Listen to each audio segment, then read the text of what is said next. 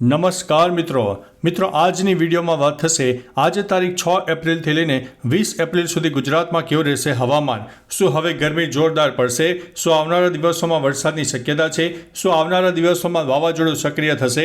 તમામ પ્રકારની માહિતી એક વિડીયોમાં આપી દઈશું। મિત્રો અત્યારે જ્યારે ગરમીની આગાહી વ્યક્ત કરવામાં આવી છે તો બીજી તરફ ગરમીનો પારો આજ રોજ 41 થી 43 ડિગ્રીની વચ્ચે મહત્તમ રહે તેવી સંભાવના છે। એટલે આજે જોરદાર ઉકળાટ પણ થશે। બીજી તરફ સામાન્ય ભેજવાળા પવનોને કારણે બફારાનો અહેસાસ પણ વધુ થનારો છે। આગામી દિવસોમાં હજુતમ મહત્તમ તાપમાન 43-43 ડિગ્રીની આસપાસ પહોંચી જાય તેવી શક્યતા છે અને આવનારા દિવસોમાં હીટ વેવની પણ શક્યતા રહેલી છે। એટલે મિત્રો બપોર દરમિયાન થોડું સાચવજો। હવે મિત્રો આપણે સેટેલાઇટ બેઝના માધ્યમથી તમને બતાવવાનો પ્રયત્ન કરીશું કે આવનારા દિવસોમાં સેટેલાઇટ બેઝ શું જણાવી રહ્યું છે।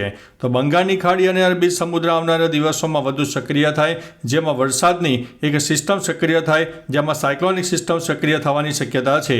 આગામી 3 થી 4 દિવસમાં બંગાળની ખાડી એક્ટિવ થાય, જેમાં સાયક્લોનિક સિસ્ટમ સાથે એક મધ્યમ સ્તરનું લો પ્રેશર સિસ્ટમ પણ સક્રિય થાય, જે દક્ષિણ ભારત અને દક્ષિણ પૂર્વ ભારતના કોઈ વિસ્તારમાં છૂટોછવાયો વરસાદ પણ આપી શકે છે।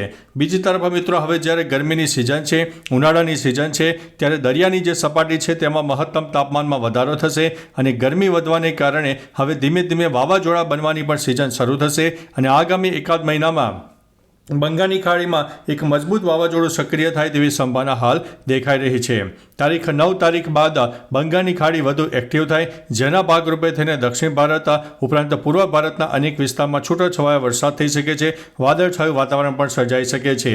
ઉપરાંત મિત્રો તારીખ 11થી લઈને 13 એપ્રિલનું જે સેશન છે તેમાં ગુજરાતના પણ કોઈ વિસ્તારમાં આંશિક વાદળોનો રાઉન્ડ છવાઈ જશે, જેમાં મહારાષ્ટ્રથી લઈને કેરળ સુધી ફરીથી એક ટ્રફ રેખા સર્જાશે, જે દક્ષિણ ભારત સહિત અનેક વિસ્તારમાં છૂટોછવાયો વરસાદ આપી શકે છે।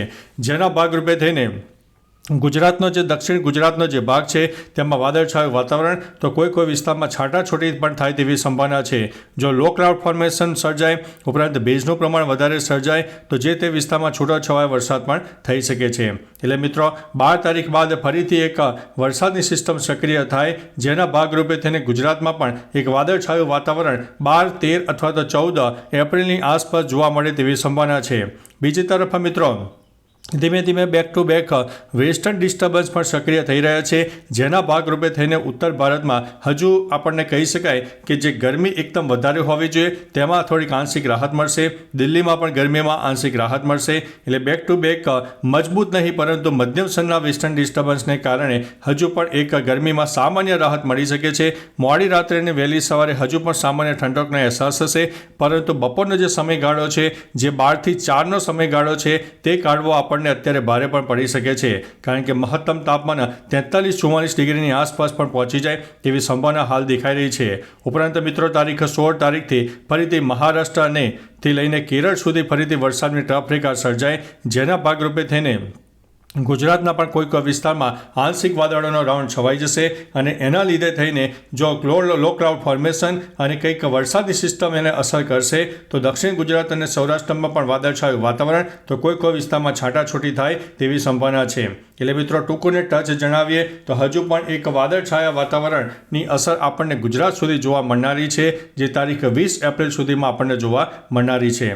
સ્ક્રીન ઉપર તમે જોઈ શકો છો કે એક પછી એક નવી સિસ્ટમો સક્રિય થાય, જેમાં બંગાળની ખાડીથી લઈને ઉત્તર ભારતમાં વેસ્ટર્ન ડિસ્ટર્બન્સ અને બંગાળની ખાડીના સાયક્લોનિક સિસ્ટમથી લઈને લો પ્રેશર સિસ્ટમો સક્રિય થાય તેવા એંધાણ અત્યારે દેખાઈ રહ્યા છે।